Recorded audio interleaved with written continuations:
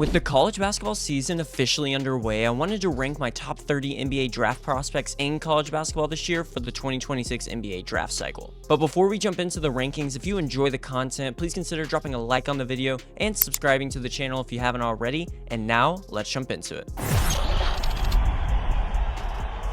But before we get into the rankings, I have a bunch of honorable mentions that just missed out on my top 30 prospect rankings, and they are Henry Vassar from North Carolina, Alex Condon from Florida, Cameron Carr from Baylor, Miles Byrd from San Diego State, Flory Bendunga from Kansas, Sean Abayu from Cincinnati, and Joseph Tugler from Houston. But coming in at number 30, I have JT Toppin from Texas Tech, and Toppin is the definition of a workhorse in college basketball, as he is a fundamentally sound forward who thrives in the paint and dominates through his effort and toughness. And after flirting with the NBA last year, he returned to Texas Tech to take another leap in his development and started the year off with a 31-point, 14-rebound performance. He is relentless attacking the rim, efficient from the field, and active defensively with steals and assists, and Toppin may never be a flashy superstar, but his blend of rebounding, defense, and energy on both ends makes him a winning player and a safe mid to late first round prospect. Next at number 29, I have my first of many Duke Blue Devils in Caden Boozer,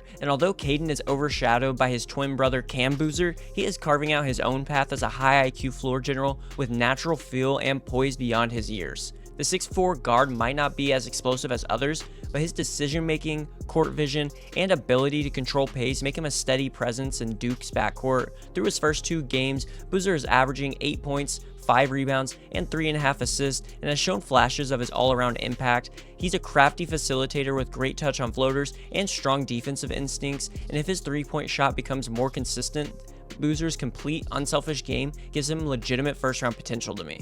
I have Magoon Gwath from San Diego State at number 28, and he might be the most intriguing big man you haven't heard about. The 7-footer blends rim protection with perimeter shooting, as last season he averaged 2.5 blocks per game and 37.8% from 3-point range. His length and mobility allow him to defend multiple spots, and he's already proven he can anchor a defense, winning both Mountain West Freshman and Defensive Player of the Year honors. Health will be the key, but if Gwath can stay on the floor and expand his rebounding capabilities, he could climb draft boards quickly as a modern stretch 5 prototype. Christian Anderson lands at number 27 on my big board and is one of the most complete guards in college basketball. The Texas Tech sophomore was one of my breakout candidates for this season, and he exploded with 34 points and 11 assists in the opener, and followed it up with an 18.7 assist performance. Anderson is a pick and roll maestro with deep range and unselfish instincts, and has the ability to score from all 3 levels while facilitating, which makes him a dangerous dual threat player. And although he's not the biggest guard in stature, his feel,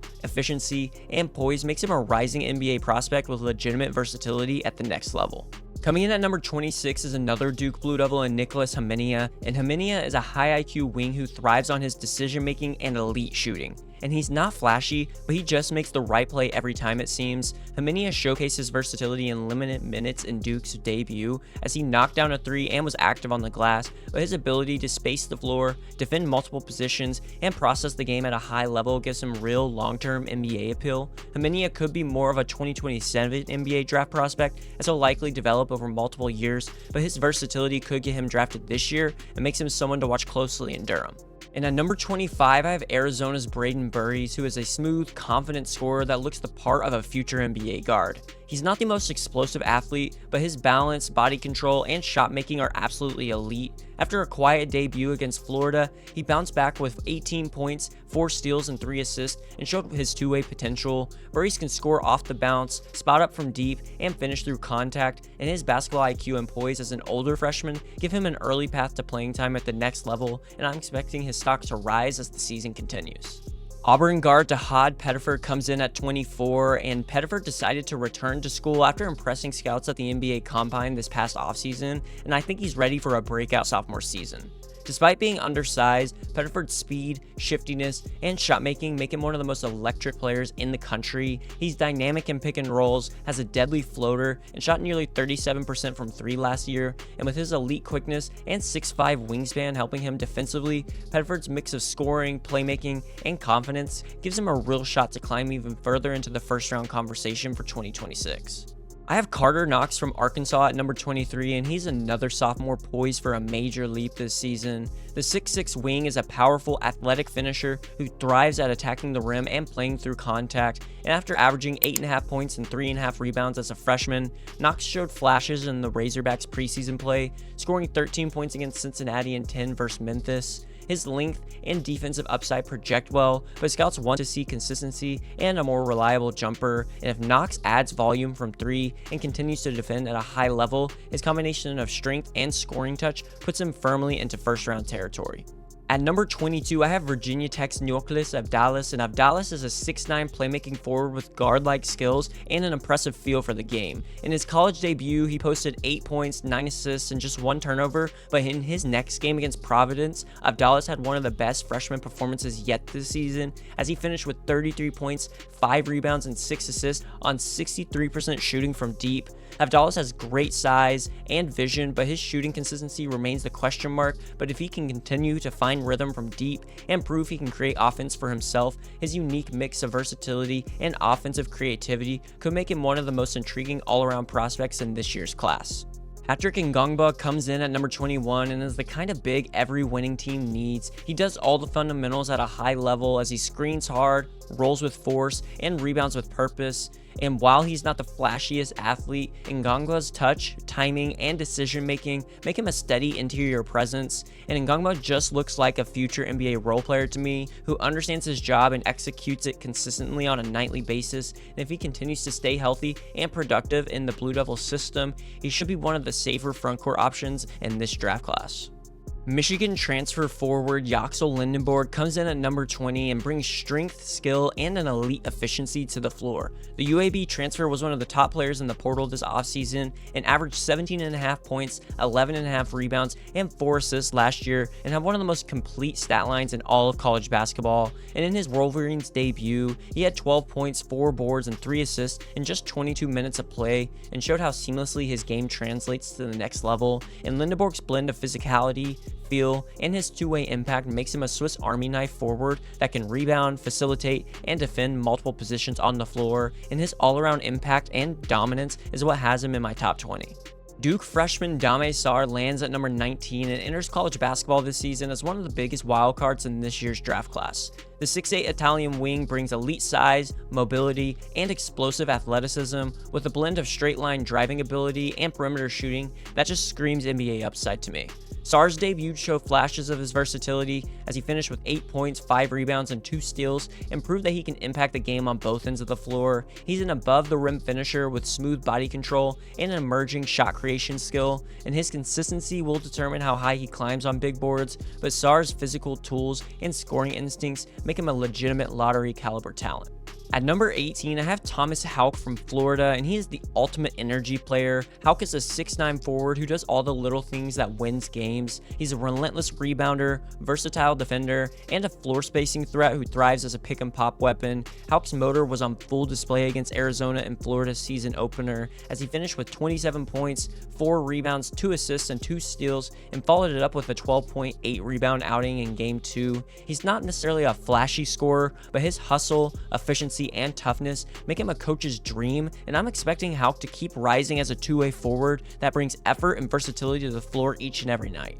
Coming in at number 17 is Isaiah Evans from Duke, who returns as one of the premier shooters in college basketball this season. The 6'6" sophomore has elite touch from deep, a smooth release, and length that makes his jumper nearly impossible to contest. In Duke's win over Texas, he erupted for 23 points and showed how dangerous he is when he catches fire. And Evans thrives running off the screens, setting his feet, and shooting in rhythm, though he's still working to tighten his handle and add strength to his frame. But if he can continue to build consistency and become even more dynamic off the dribble, Evans' combination of size and shooting will easily translate to the NBA level. Arkansas freshman guard Malik Thomas comes in at number 16 and is one of the most polished young scorers in this year's draft class. The 6'5" combo guard plays with poise and confidence, blending smooth shot making with an underrated playmaking ability. In his college debut, Thomas exploded for 21 points, 7 assists, and 6 rebounds, and showed his all-around offensive game. He can operate both on or off the ball, score at all 3 levels, and handle at high speeds with impressive control. His shooting touch is special, and if he continues adding strength and and improving defensively, Thomas projects as a dynamic, modern scoring guard with serious long-term upside.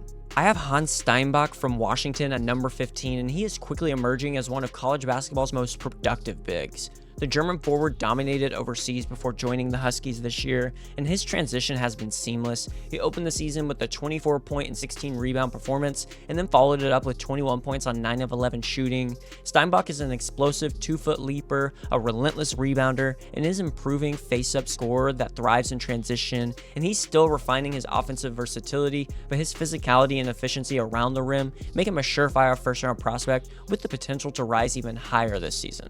At number 14 is Braylon Mullins, and the UConn freshman enters the season as arguably one of the best pure shooters in college basketball. The freshman guard is a true floor spacer with elite mechanics and deep range, and when spotting up, he consistently reads closeouts and attacks the rim when defenders overcommit, and in just 17 minutes of exhibition play, he dropped 12 points with 2 threes before an unfortunate ankle injury later in the week sidelined him for the start of the season. But Mullins' ability to stretch defenses and score efficiently makes him a zone-busting weapon for the Huskies, and once he's healthy, I expect him to have a major role on this UConn team and for him to pick up right where he left off. Darius Acuff Jr. comes in at number 13, and the Arkansas freshman guard has wasted no time proving he's the real deal. Acuff is a fearless, high-usage scorer with elite shot creation, has been nearly unstoppable early, posting 22 points and 4 assists in a dominant win in his season debut. He combines strength, craft, and confidence to get downhill and score from just about anywhere on the floor, and after showing flashes in Arkansas's preseason exhibitions as well, he's now thriving in John Calipari's system as the Razorbacks' go-to bucket getter, and Acuff's blend of power and polish makes him one of the top guards in this class with a ton of potential. Next at number 12 is LeBaron Philon from Alabama, and he is one of the best backcourt players in the country to me. Philon is a 6'3" and has a 6'6" wingspan and thrives as a tenacious on-ball defender while also being lethal on the offensive end. He opened his sophomore season with 22 points, 8 assists, and 3 rebounds on 9 of 13 shooting, and put on a full display of his elite efficiency and playmaking feel. Philon is quick off the dribble, creative at finishing at the rim, and dangerous in transition, and if he continues to build consistency from 3, which it looks like he has been early on, his combination of defensive impact and pace control could make him one of the most NBA-ready guards in this class. I have Iowa's Bennett Sturtz at number 11, and he is one of the most complete offensive guards in college basketball. Last season, Sturtz was the Missouri Valley Player of the Year and has seamlessly transitioned into the Big Ten, averaging 21.5 points, 6.5 assists, and 3 steals on an absurd 62% shooting through 2 games of the season. Sturtz is a pick-and-roll maestro, uses hesitation moves, change of pace, and has a deep shooting range to dismantle defenses as well. He's a clutch shot maker as well, who can score at all 3 levels while keeping his turnovers low, and with the ball in his hands on just about every possession, Sturtz has become a high-efficiency playmaker and a rising star in the 2026 NBA draft class. At number 10 is Jaden Quaintance, who is one of the younger players in college basketball, but he already looks like a grown man with the way he plays. The 6'11", 250-pound sophomore was one of the nation's best shot blockers last year at Arizona State, averaging 9.5 points, 8 rebounds, and 2.5 blocks per game, while he was just 17 years old. But my only big concern is he is coming off of an ACL injury, but the defensive instincts, rebounding, and mobility remain elite for him, and with his youth and size, Quaintance projects as one of the best centers in this class and a surefire lottery talent if he can stay healthy. And coming in at number 9 is Houston's Chris Sinak Jr., who brings elite athleticism and massive upside as one of the most physically gifted players in the country. Sinak stands at 6'11" and has a guard-like agility, and he is a modern big that runs the floor, protects the rim, and can face up or hit jumpers at times. He posted a double-double in his debut, scoring 12 points and grabbing 10 rebounds, and showed flashes of his elite two-way potential as well. And when he's locked in, he's a highlight waiting to happen, dunking through defenders and swatting shots with ease. And if Sinak keeps hitting jumpers like he did in his first game and keeps his motor high, he's a future lottery pick with a high ceiling. Next is Baylor freshman Tunde Yesufu, who comes in at number 8 and is pure power and explosion packed into a 6'5" frame with a 6'9" wingspan. He's one of the most athletic players in the country and is a rim-attacking, high-energy guard who dominates with physicality and relentless drives. In his season debut, Yesufu went off for 24 points and 7 rebounds on 10 of 16 shooting and has shown major progress as a shooter and ball handler, and his strength, body control, and improved perimeter game make him nearly impossible to guard when he's going down, downhill, and Yesufu has an NBA-ready athleticism and an all-around growing skill set, and he's one of my favorite prospects in this year's draft class. Arizona's Koa Peat comes in at number 7 and wasted no time proving he belongs among college basketball's elite.